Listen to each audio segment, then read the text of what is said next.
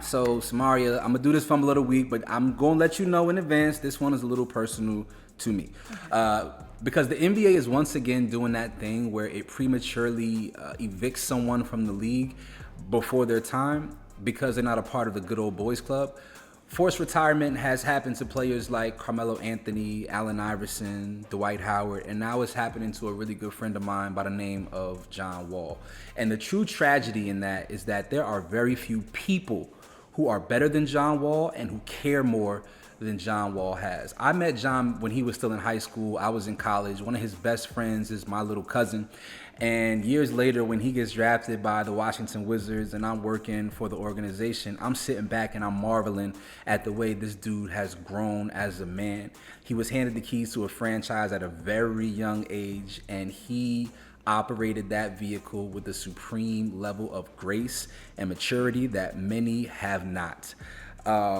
He cares so much about his teammates, the organization, but it was his care for the city of Washington, D.C., the people of Washington, D.C., that I feel truly embodies his time as a Washington Wizard.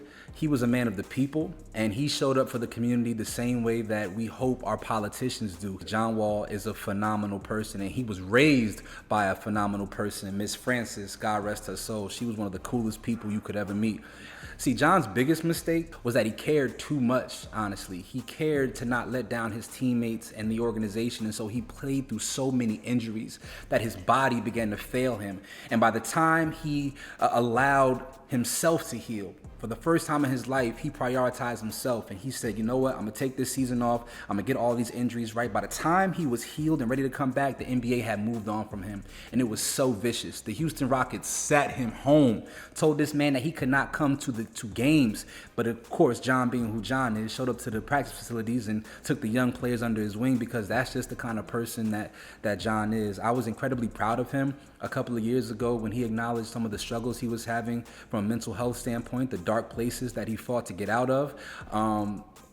It pains me to see him opining for an opportunity at this stage in his career, because he is still very young with things to offer. And there is an organization in Washington, D.C. who he gave everything to.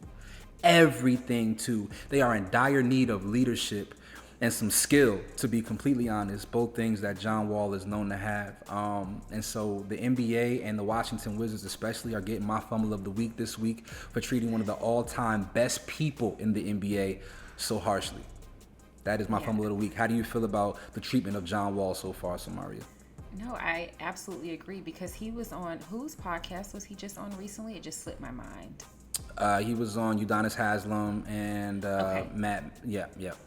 Okay, and so funny enough, UD, he wanted to have a similar role that he had in Miami, where he can come on a team and be that leader, be that mentor, a teacher. And he's crying out. He's like, listen, this is what I really need. Not even want. I think he really needs this right now in his life, to be a part of a franchise where he can come in and feel like he's making an impact on a team. And so it is really difficult to see, because he, not too long ago, was one of the faces of the NBA. And so to see him kind of wither away the way that he has, and to know like some of the stuff that happened behind the scenes, is really sad, to be honest. It is, man. And, you know, John, I'll say it any and everywhere that I can, John is one of the best people that you can meet, right? In addition to that, there are times in which I've seen people be critical of John Wall because maybe he doesn't speak the way that they think people should speak, right? Yeah. Like maybe he doesn't carry himself like he's from Mayberry or somewhere from, middle of nowhere. Like he is somebody from the struggle, and he embodies that. And far too often we see in the NBA, which is becoming a nepotism league, right? We're seeing too many people being afraid of people like John Wall, like Allen Iverson, like Carmelo Anthony, who maybe embody the culture in a specific kind of way. And those are the first people that the league is deciding to remove. Sorry, I had to get that off my chest. That's my dog. Okay. Y'all let us know your thoughts about my fumble of the week, whether or not my guy John Wall still has a place in the league. And if so, which team can you see him being on?